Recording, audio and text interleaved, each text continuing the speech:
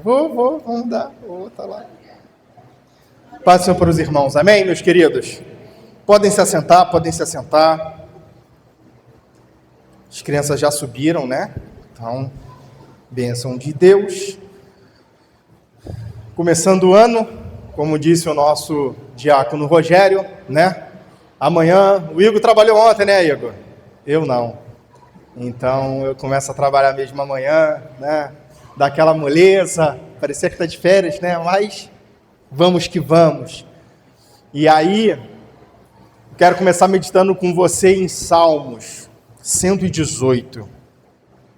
Esse mês de janeiro nós vamos estar meditando em alguns salmos que tratam de adoração, que tratam de confiança.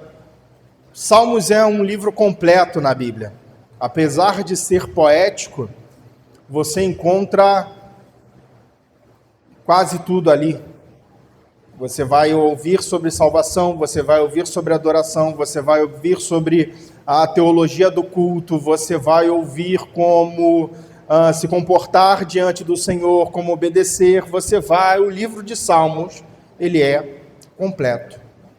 Ele fala de todos os assuntos, praticamente da teologia, muitas vezes de forma poética, e aí às vezes nós não alcançamos a beleza. Curve sua cabeça, vamos orar. Senhor, nós te louvamos, ó Pai, te agradecemos, Senhor, por essa noite, Deus amado, que Tu venha, Senhor, falar conosco, que Tu venhas, ó Deus, nos encher com Teu Espírito Santo. Fale, Senhor, através da Tua palavra, fale conosco, ó Deus, e nos abençoe, em nome de Jesus. Amém. Só para termos de curiosidade, né, a Bíblia tem, né, aquelas perguntinhas de gincana, né? A Bíblia tem 1189 capítulos, né? Então dá um número ímpar. E o capítulo central da Bíblia, desses 1189 capítulos, é justamente o Salmo 118. E é interessante que o Salmo 118, ele fica, outra curiosidade dele, é que ele fica entre o menor salmo e o maior salmo. O 117 é pequenininho e o 119 é o maior salmo. E o que isso significa para a nossa vida? Nada. Mas é só por curiosidade mesmo, né? Só uma curiosidade que cai naquelas perguntinhas de gincana bíblica, né? Qual é o capítulo do meio da Bíblia? Salmo 118, né? Mas o que mais importa, e agora isso é importante, é que o Salmo 113 ao Salmo 118, ele é chamado de Halel egípcio, ou louvor egípcio, porque trata dos salmos referente à libertação, à Páscoa. Normalmente, obrigado, diaconisa, normalmente são os salmos lidos durante a Páscoa judaica, né? Então você tem, por exemplo, o Salmo 113, 114, que falam da libertação lida antes da ceia da Páscoa, e os Salmos 115 a 118 lidas depois da ceia da Páscoa.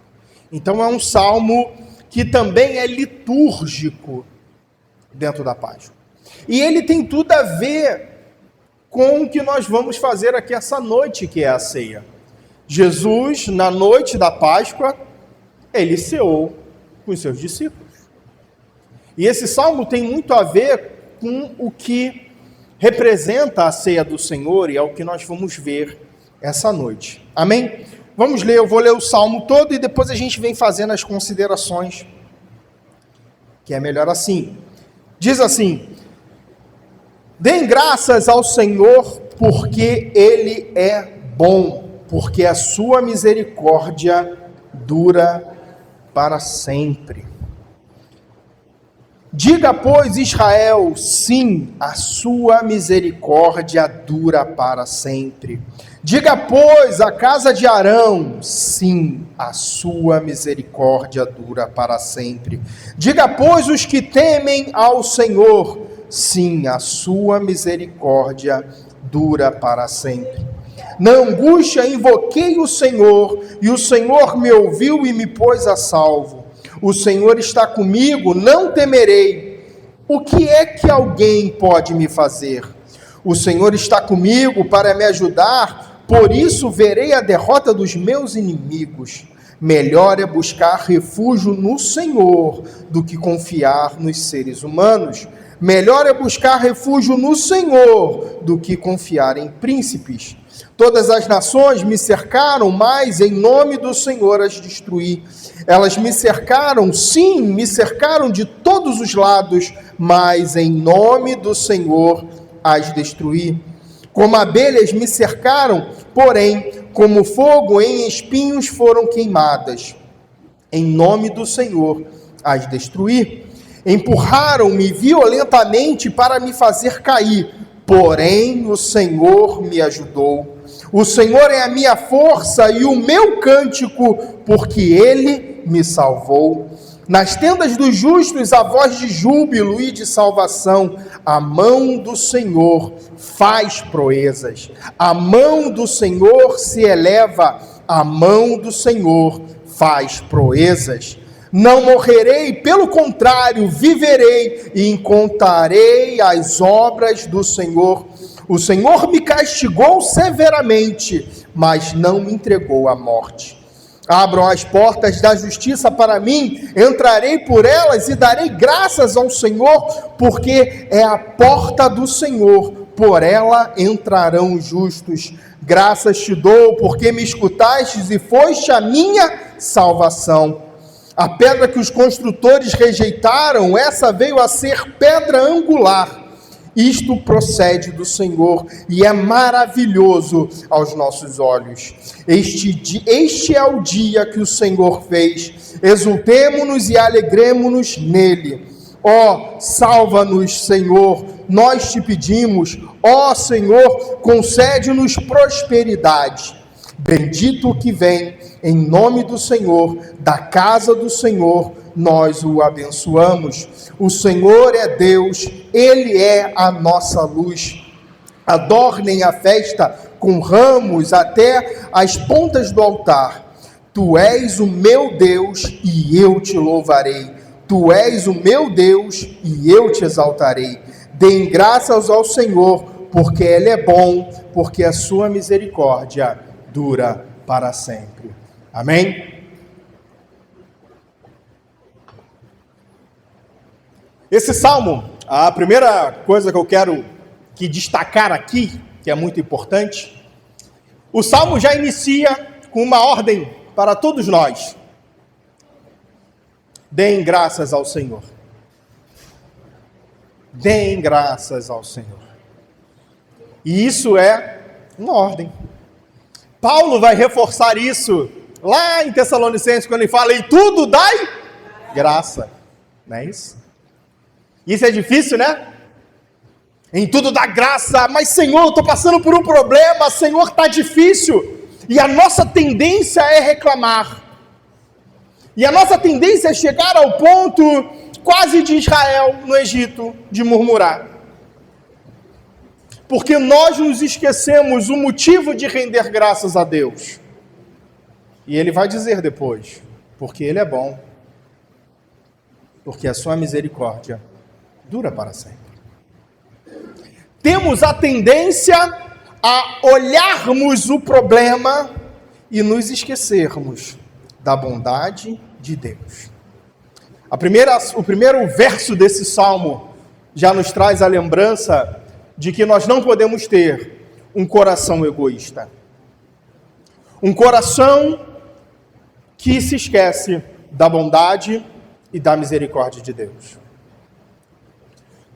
Quando nós somos egoístas, nós temos uma forte tendência a olharmos somente para nós e não olharmos para o Senhor.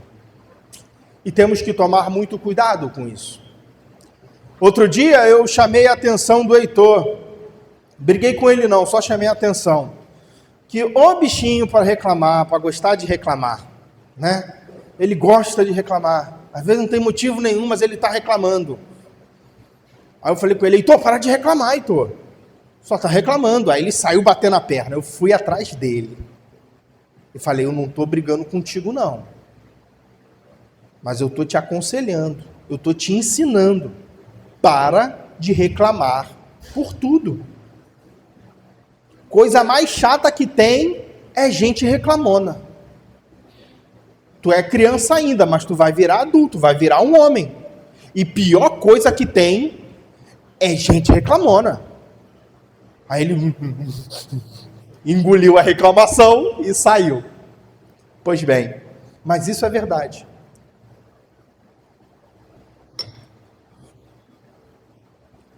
Existem pessoas que não conseguem olhar em nenhum momento a bondade de Deus na vida delas. Não conseguem extrair uma coisa boa. E quando vai falar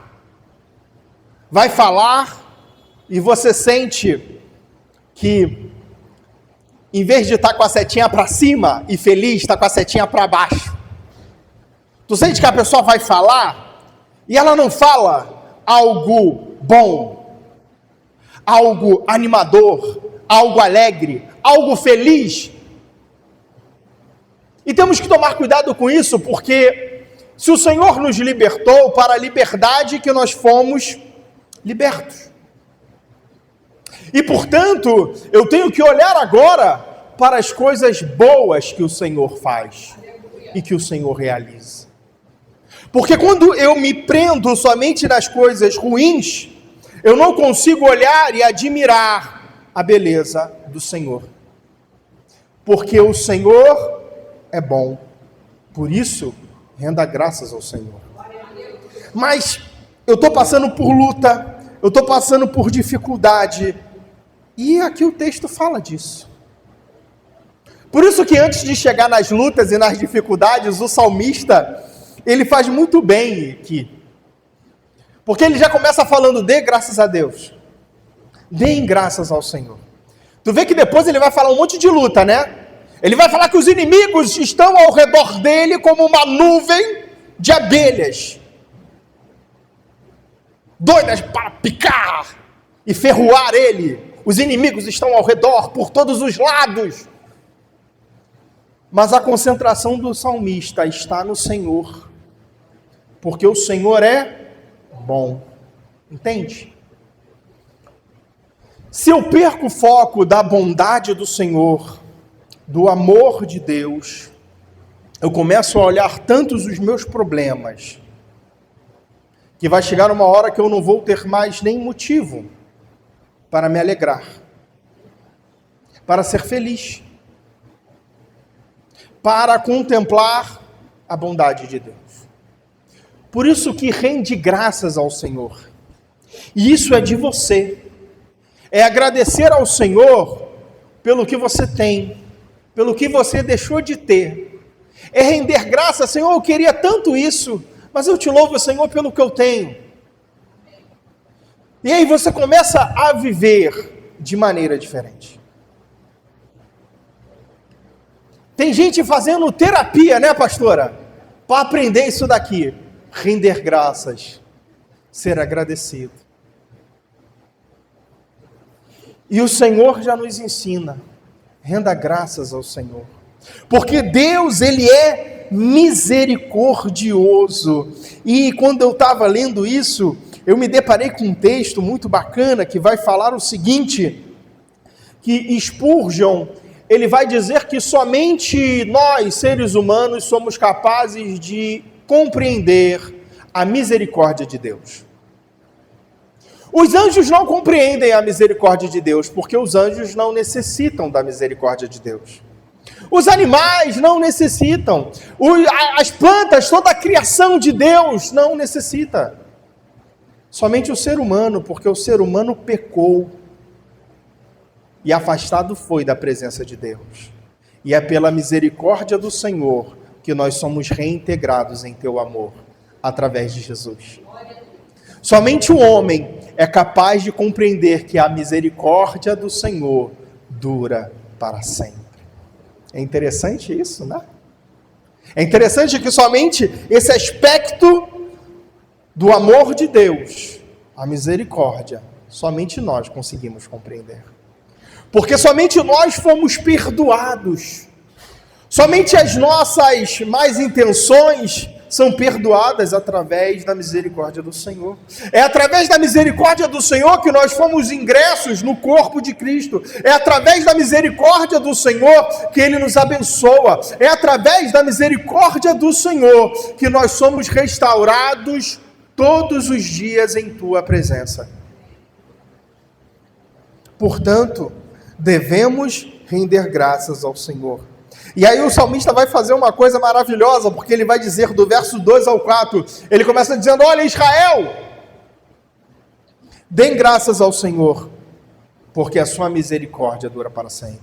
Ele vai dizer: olha, vocês filhos de Arão, ou seja, os sacerdotes, os levitas, deem graças ao Senhor. Sim, porque a sua misericórdia dura para sempre. Todos aqueles que temem ao Senhor, sim, digam: a sua misericórdia dura para sempre. Significa que ele, de uma forma muito poética e bela, ele está dizendo que todos nós somos completamente dependentes da misericórdia e da graça do Senhor. Entende? Não há ninguém, não há nenhuma classe superior, né? Todos nós nos colocamos em humildade diante desse Deus maravilhoso. E, portanto, todos nós devemos dar graça ao Senhor e misericórdia a Ele. Segundo ponto, ele vai do verso 5 até o verso 18, e ele vai falar da segurança no Senhor. Segurança em Deus. E ele já começa dizendo que na angústia, verso 5, invoquei o Senhor e o Senhor me ouviu e me pôs a salvo. O Senhor está comigo. Ele vai dizendo que na angústia dele, o que ele fez? Ele invocou ao Senhor. Em sua angústia, invoque o nome do Senhor. Aquilo que tem te atribulado, invoque o nome do Senhor. Aquilo que tem te perseguido, invoque o nome do Senhor. Invocar o nome do Senhor, às vezes, vai ser a última coisa que nós fazemos. Nós ficamos ansiosos, nós ficamos com medo, nós ficamos temerosos, nós queremos fugir, nós queremos nos esconder. Eu quero dar meu jeito, eu tento agir eu tento buscar ajuda, e a última coisa que nós vamos fazer é invocar o nome do Senhor. E o salmista está dizendo que em meio à angústia dele, ele invocou o nome do Senhor. E o Senhor o ouviu. Por que nós deixamos as coisas e Deus de lado e achamos que eu vou resolver do meu jeito, do meu modo? Quando na verdade eu tenho que estar sempre clamando ao Senhor. Porque é o Senhor que é a fonte de toda a minha segurança. A minha segurança está no Senhor. O verso 6 ele diz: o Senhor está comigo, não temerei. Se o Senhor está comigo, eu não tenho o que temer. O salmista aqui nesse momento, imagine que se nós levarmos realmente em consideração que esse salmo, ele tem a ver com a peregrinação do povo de Israel em meio ao deserto, em meio aos perigos da caminhada, daqueles 40 anos no deserto. Se o Senhor está comigo, quem temerei? Entende? Percebe que esse salmo é um salmo para trazer fé, convicção naquilo que eu creio. O Senhor está comigo. Quem temerei? Paulo, quando diz lá, bem poeticamente lá, é Romanos, né? O que temeremos, pois? A altura, a profundidade, a perseguição. Nada nos separará do amor de Cristo. O Senhor está comigo. O que tem te separado do Senhor? Isaías vai dizer bem claramente que o que nos separa de Deus é nossos pecados e nossas iniquidades. E ao mesmo tempo o salmista aqui está dizendo que a misericórdia de Deus é justamente isso que nos aproxima dele. Portanto, se aproxime do Senhor, e o Senhor se aproximará de ti. E aí você pode dizer exatamente o que diz o Salmo: o Senhor está comigo. Verso 7, o Senhor está comigo para me ajudar, por isso verei a derrota dos meus inimigos. O Senhor está comigo para me auxiliar. O Senhor está comigo para fazer da sua vontade em minha vida. O Senhor está comigo não somente quando eu estou aqui na igreja. E isso tem que ser motivo de temor para nós. Porque o Senhor está comigo em todo o tempo. O Senhor está comigo quando eu estou aqui na igreja adorando. O Senhor está comigo quando eu estou em minha casa. O Senhor está comigo quando eu estou no trabalho. O Senhor está comigo quando eu estou na rua. O Senhor está comigo até quando eu estou no ambiente virtual, nas redes sociais. O Senhor está comigo em todo o tempo. E isso tem que me trazer paz, não medo. Para aqueles que estão errados, traz medo, né? Meu Deus, o Senhor está com gente, o Senhor está comigo todo o tempo. Aqui o salmista ele está dizendo: o Senhor está comigo, então eu não temerei. Entende? Nada melhor do que estar e sentir a presença de Deus na sua vida. Esse ano que está se iniciando, o Senhor está comigo. Entende? Porque às vezes nós teremos as nossas crises de fé. Teremos aquele momento que nós pensaremos: aonde está o Senhor? Teremos aquele momento que nós vamos nos questionar: será que eu estou fazendo Deus certo? Mas nesse momento eu tenho que lembrar desse verso, invocar o nome do Senhor e chegar à conclusão: o Senhor está comigo. Muitos crentes abandonam o Senhor porque não percebem mais a presença de Deus na vida dele. E eu tenho que perceber a presença de Deus em minha vida, o Senhor falando comigo. O segundo ponto ainda nessa segurança é: em quem você coloca a sua confiança. Verso 8 e verso 9 fala: melhor é buscar refúgio no Senhor do que confiar nos homens.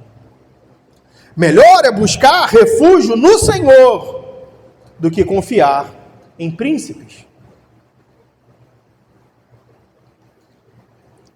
A nossa confiança, o nosso refúgio tem que ser o Senhor. Cuidado, né? Cuidado, porque às vezes você vai confiar mais no seu braço, na sua capacidade, na sua força. Às vezes você vai confiar mais no outro que falou: fechamento, confia em mim, vamos fazer, eu vou te botar numa parada legal. Esse ano é ano de eleição, cuidado com essas paradas. Cuidado. Teve um que estava lá abençoando a igreja, aí foi preso, desviando aí dos velhinhos do INSS. Bênção de Deus, deu testemunho e tudo na igreja, que o Senhor abriu porta. Foi, gente, é isso. Deu testemunho na igreja e tudo. Irmãos, Deus abriu as portas, roubando um monte de velhinho. E essa é a palavra mesmo, roubando. Esse ano é ano de eleição, aí você vai ver um monte de político na igreja, prometendo. Escolha bem, vote bem, mas saiba que o seu refúgio é o Senhor. Mas saiba que aquele que te sustenta é o Senhor.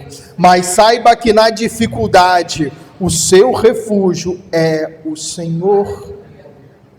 Melhor é confiar no Senhor. Entende? E isso é um problema comum, porque muitos vão, por exemplo, a pessoa que está desempregada, ele vai colocar a confiança dela no emprego. Se o Senhor abrir as portas para mim, eu vou resolver a minha vida. Se eu ganhar aquele aumento, aquela promoção, eu resolvo minha vida. Outros vão colocar a sua confiança num casamento. Quando eu casar vai dar tudo certo. Quando eu casar, essa solidão vai acabar. Outros vão colocar a sua confiança em promessas do político, por exemplo. Se eu conseguir aquele cargo que me prometeram, né? Não, tomara que fulano ganhe. Porque se fulano ganhar, ele vai me botar naquele cargo. Tu vai ouvir isso esse ano. Mas saiba que o seu melhor refúgio é o Senhor. Porque todos esses podem te frustrar. Porque todos esses podem te enganar. Porque todos esses podem até, de repente, te trair. Mas a misericórdia do Senhor dura para sempre. É imutável, não muda, é eterno. Por isso, ele tem que ser o nosso refúgio. Como diz o salmista. É do Senhor que provém a nossa força. O verso 15, verso 15 não. Ele vai dizer no verso 14: o Senhor é a minha força e o meu cântico, porque Ele me salvou. A sua força provém do Senhor.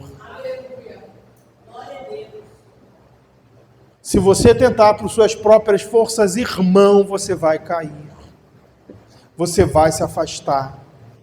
A sua força provém da comunhão com o Senhor. É se inclinando para as coisas do Espírito que nós produzimos o fruto do Espírito. Se nós nos inclinarmos para a carne, significa que gera a morte. É isso que nós sempre aprendemos. Portanto, a minha força não é nada. Mesmo cercado em desvantagem, o salmista vira e fala: a minha força provém do Senhor.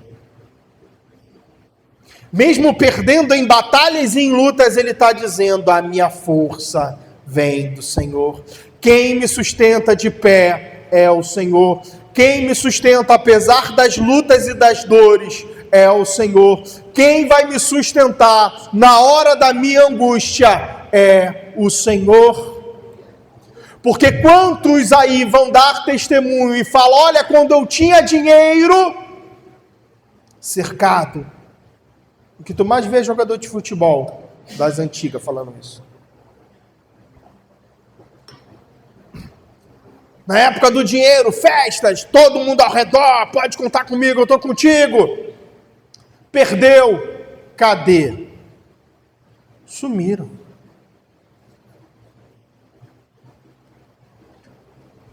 A sua confiança é o Senhor. Aquele que te sustenta é o Senhor. Não perca isso. Portanto, se eu digo que a minha força provém do Senhor, eu tenho que me fortalecer no Senhor. E como me fortaleço no Senhor? Oração, leitura da palavra, adoração, jejum, santificação, envolvimento na comunhão do corpo de Cristo, envolvimento com os irmãos, envolvimento na igreja. Isso tudo me fortalece no Senhor. Que em 2026 você venha a ser fortalecido no Senhor. Adquirir forças para pregar, falar, evangelizar, para testemunhar desse Deus maravilhoso. somente uma observação, no verso 15, eu achei interessante isso, que fala aqui, nas tendas dos justos, a voz de júbilo e de salvação. A mão do Senhor faz proezas, e ele vai repetir que a mão do Senhor faz proezas. Significa que na tua casa, crente, tem que haver alegria. Na tua casa, você que foi lavado e remido e justificado e, portanto, é justo diante de Deus em Cristo Jesus, na sua casa tem que haver alegria. E quantos lares cristãos estão passando por crises, brigas? E quantos lares não cristãos, que parece que está tudo bem, tem casa de campo, tem tudo, tem carro, tem casa com piscina, tudo lindo, maravilhoso, ar-condicionado em tudo, mas a briga, a desavença. O Senhor fala aqui que na tenda dos na tenda dos justos, a voz de alegria, a voz de júbilo, a cantoria, a louvor, a adoração, a beleza, a paz, a santidade. Eu não estou dizendo que você não vai passar por crise não, gente. Mas eu estou dizendo que na sua casa não é uma casa que está em guerra. Observe o contraste que o salmista está falando. O salmista está falando o seguinte, do verso 10 até o verso 14, ele está falando só de inimigos ao redor, ele está falando de luta, ele está falando que cercaram ele por todos os lados, ele está falando que empurraram ele no verso 13 e tentaram fazer ele cair, ele está falando de uma situação caótica no campo, mas quando ele entra para dentro da casa dele, há alegria. Lutas e crises existem, gente, da porta para fora, dentro da tua casa. O Senhor tem que ser a alegria e a força da tua salvação. Luta tu tem que achar lá fora, tribulação. Dentro de casa tem que haver júbilo e alegria no Senhor. Entenda que ele não está dizendo que não vai ter. Vai ter. Mas saiba que dentro da sua casa tem que ser o seu refúgio. O refúgio do Senhor na tua vida. Quando o lar está em guerra, tu não sabe mais de onde é a frente de batalha, né? É guerra fora, é guerra dentro, tu não sabe mais. Aí fica igual o Miqueias, quando fala que os inimigos, quando ele fala lá em Miqueias 5, que os inimigos da sua casa, que os seus inimigos são os da sua própria casa, são os da sua própria família. É nora contra a sogra, é o filho contra o pai. Ele vai dizer isso lá, desse lar caótico. E ele está dando um exemplo ali de gente pecaminosa. Mas os justos no Senhor têm o seu lar renovado e transformado. Que a sua família venha ter a alegria do Senhor em sua casa. Amém?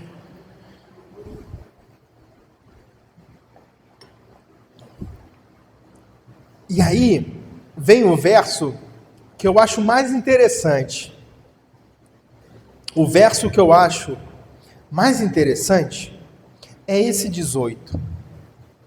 Porque ele vem falando que o Senhor livra, que o Senhor é a força, que o Senhor é refúgio. Olha como é que Deus é bom, é misericordioso, e Deus é tudo isso. E Deus livra ele, e Deus sustenta, e Deus dá força. Aí do nada, o 18 ele fala, o Senhor me castigou severamente. Do nada, ele manda o Senhor me castigou severamente, mas não me entregou à morte. O Senhor fez igual aquelas mães raiz, eu vou te arrebentar todinho, né? Quando a gente faz besteira, aquela mãe que fala, eu vou te moer, aí já vem com o cinto estalando, prac, prac. O Senhor me castigou severamente. Está rindo, né, Cristiano? Já teve isso, já, que eu sei. Só chulepte. Ficou moído. Olha como é que Deus é, né? Olha como é que o salmista reconhece a correção do Senhor. O salmista está falando que dentro de toda essa grandiosidade, amor, perfeição, força, justiça, maravilha, o Deus que sustenta, o Deus que livra, o Deus que salva, é também o Deus que corrige. É o Deus que o seu amor também está na correção. O amor de Deus não está somente em te perdoar. O amor de Deus não está somente em te fortalecer. O amor de Deus não está somente em te sustentar. O amor de Deus está também em te corrigir. Porque, e olha como é que o texto todo da Bíblia é maravilhoso, né? Provérbios vai dizer que o pai corrige o filho a quem ama. Não é isso? Então o amor de Deus também está em chamar a nossa atenção ao arrependimento, à comunhão, ao caminho reto, ao caminho justo, ao correto, ao que é santo, ao que é bom, ao que é agradável a Ele. E aqui o salmista usa uma palavra pesada, severamente, pesadamente. Não é, meu filhinho, não faz isso com o papai, né? Igual o menino lá, que deu o tapa na mãe, aí tu fica olhando e fala, se esse menino faz isso comigo, né?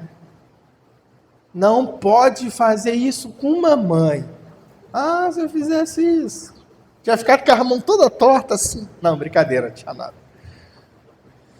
O salmista está falando que Deus, ele corrige, e às vezes vai ser severo, às vezes vai fazer doer, mas é em amor, porque o mesmo Deus que é o refúgio, o mesmo Deus que é bom, o mesmo Deus que é misericordioso, o mesmo Deus que é a confiança dele, o mesmo Deus que destrói os inimigos, o mesmo Deus que abre os caminhos e as portas, é o mesmo Deus, também é o Deus que corrige. E entenda que a correção do Senhor é boa. Apesar das vezes nós gemermos, mas é a bondade do Senhor em não nos perder. Entende? Para terminar, o Senhor é quem nos salva. E aí, do verso 19 em diante, primeiro no verso 19 ao 21, graças pela salvação. Abram as portas das justiças para mim, entrarei por elas e darei graças ao Senhor. Esta é a porta do Senhor, por ela entrarão os justos. Graças te dou, porque me escutastes e foste a minha salvação.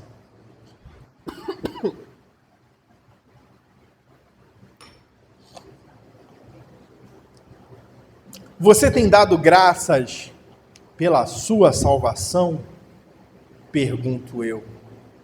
Porque às vezes nós damos graça por tantas coisas, né? Quando nós ganhamos uma bênção, né? Caiu aquele dinheiro na conta. Obrigado, meu Deus, né? Aquela promoção que você estava esperando saiu. Obrigado, meu Deus, né? Aquilo que você estava na expectativa de receber, o resultado do exame que tu estava ansioso, não sabia o que tinha, o que não tinha, aí de repente sai lá o resultado que tu não tem nada, aí tu fala, obrigado, meu Deus, não é verdade? Mas às vezes nós nos esquecemos de dar graças porque o Senhor nos salvou. E sabe aonde nós damos graças pela salvação do Senhor, que passa despercebido? Todo mês nós damos graças ao Senhor, porque todos os meses nós relembramos da morte de Cristo. Este é o sangue da nova aliança, derramado por vós. Todos os meses nós relembramos, por isso que a ceia ela é importante. Tem igreja que faz a ceia a cada 2 meses, 3 meses. Eu não gosto não, eu acho que tem que ser mensal, porque senão a gente esquece do propósito. Esquece. Certa vez nós estávamos discutindo isso lá no seminário, que quando tu vai para o mundo afora, às vezes a ceia é 1 vez por ano. Como é que pode? Não dá. O professor comentou, né? O professor era missionário e tal, ele comentou que tem lugares aí fora que a ceia é 1 vez por ano. Eu falei, gente, não, 1 vez por ano não dá, o povo esquece. Esquece. Todo mês, tem crente que esquece, né? Temos que dar graças ao Senhor, e participar da ceia é render graças a Deus pela nossa salvação. Quer ver uma outra coisa interessante? Por que render graças à salvação? Primeiro você tem que entender do que Jesus te salvou. Do que Jesus te salvou. Aí você pensa, Jesus me salvou do pecado. Ok. Jesus me salvou da morte. Jesus me salvou do coisa ruim, do diabo, do chifrudo de Satanás. Então, também. Jesus me livrou da morte. Jesus me livrou do inferno. Tudo isso Jesus te livrou. Mas isso é secundário. 1 Tessalonicenses, tanto no capítulo 1, quanto no capítulo 5, ele vai dizer que Deus nos livrou da sua ira. Em Cristo Jesus nós fomos livres da ira de Deus. Por isso que no Getsemane, quando Jesus vai orar, ele fala, se possível, passa de mim esse cálice. E quando a gente compara com o Apocalipse, são os cálices da ira de Deus. Por isso que Jesus ora do cálice. Esse cálice da ira de Deus que vai em algum momento cair sobre todos os pecadores. Cristo Jesus nos reconcilia com Deus através da sua morte e ressurreição. Essa reconciliação que nós, estando mortos em nossos pecados e delitos. O perdão dos pecados, a justificação, é o que acontece para que nós não venhamos sofrer a ira de Deus. Nós éramos destinados à ira de Deus. Mas por conta de Jesus, nós fomos livres. E agora o escrito da dívida foi rasgado. Entende? Quando nós compreendemos isso, que nós éramos destinados à morte e à ira de Deus, nós começamos a compreender o que é a salvação do Senhor. Que a salvação é justamente tudo isso que vem, e aí vem, é o perdão dos pecados, é vencer a morte através da vida eterna, o pecado não tem mais poder sobre a minha vida, a morte não tem poder mais sobre a minha vida, o inferno não é mais o meu destino final, mas em Cristo Jesus, a salvação é a minha reconciliação com Deus. Entende? E portanto eu dou graças ao Senhor. Graças te dou, porque o Senhor é a minha salvação.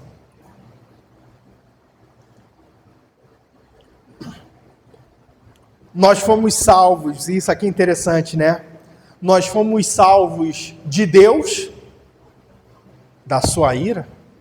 Nós fomos salvos por Deus, na sua graça. E nós somos salvos para Deus, para a glorificação do teu nome.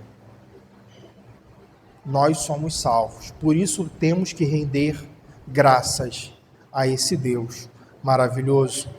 Jesus, ele é o seu fundamento. Olha que interessante, né? No verso 22, Pedro cita o verso 22, Atos 4, do 11 e 12. Atos 4, verso 11, verso 12, que vai dizer assim, olha, este Jesus É a pedra que vocês, os construtores, rejeitaram, mas ele veio a ser a pedra angular. E não há salvação em nenhum outro, porque debaixo do céu não existe nenhum outro nome dado entre os homens pelo qual importa que sejamos salvos.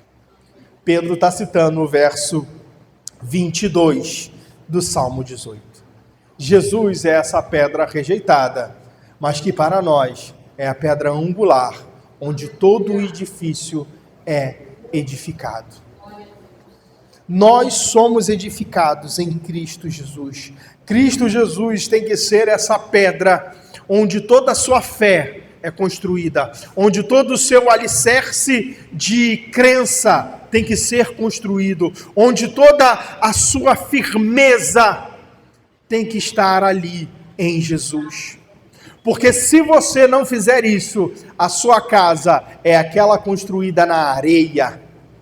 E quando vir esse tempo de angústia, de tribulação, você vai ceder.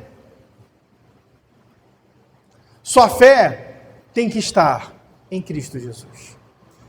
Parece óbvio isso, mas muitos estão colocando a sua fé em homens, em instituições, porque eu pertenço a tal denominação, porque eu pertenço a tal igreja, porque eu sou membro do profeta fulano de tal. Sua fé tem que estar alicerçada em Cristo Jesus, que é a pedra angular, e não há outro nome que nos dê salvação que não seja Jesus. Entende? E aí, para terminar, olha que coisa maravilhosa, é o verso 29. Deem graças ao Senhor, porque Ele é bom, porque a sua misericórdia dura para sempre. O último verso é igual ao primeiro. Significa que o salmista ele fez um ciclo, né? O salmo, ele é um grande ciclo. Deem graças ao Senhor, passe por luta. O Senhor é a salvação, deem graças a Deus. Deem graças a Deus, passe por luta. O Senhor é a salvação, deem graças a Deus. É isso que esse salmo nos ensina.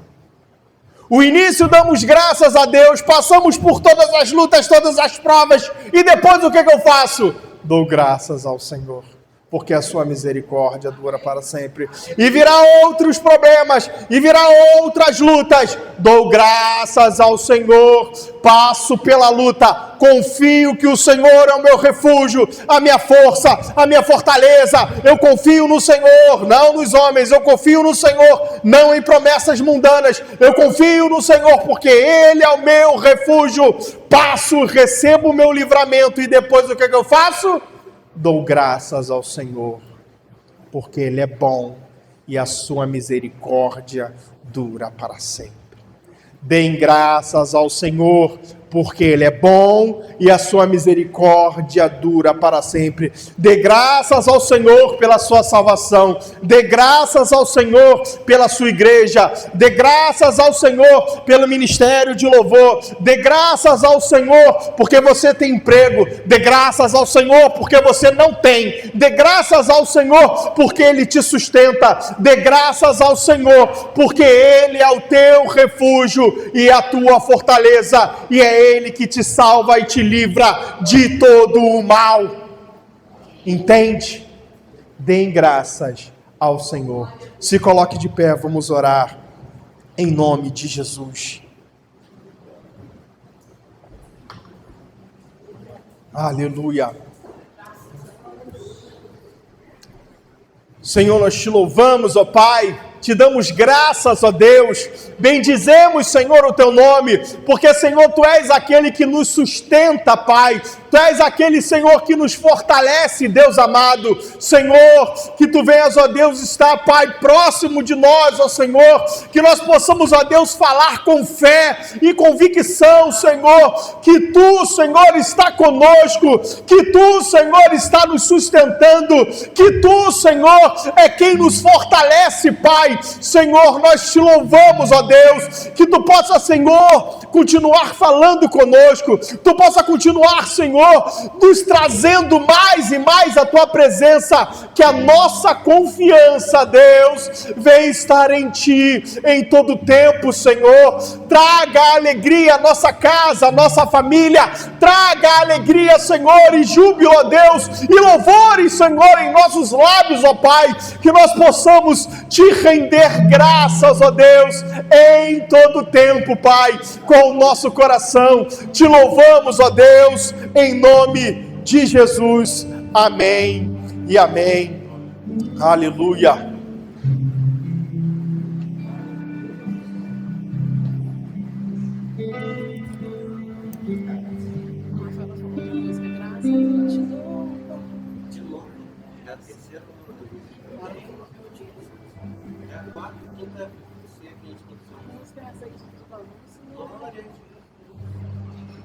Como é que começa essa música? Eu não lembro.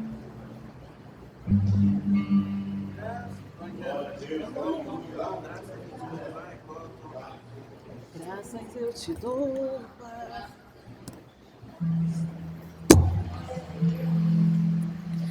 Graças eu te dou, Pai, pelo preço que pagou, sacrifício de amor que me comprou, ungido do Senhor, pelos cravos em tuas mãos. Graças eu te dou, ó meu Senhor,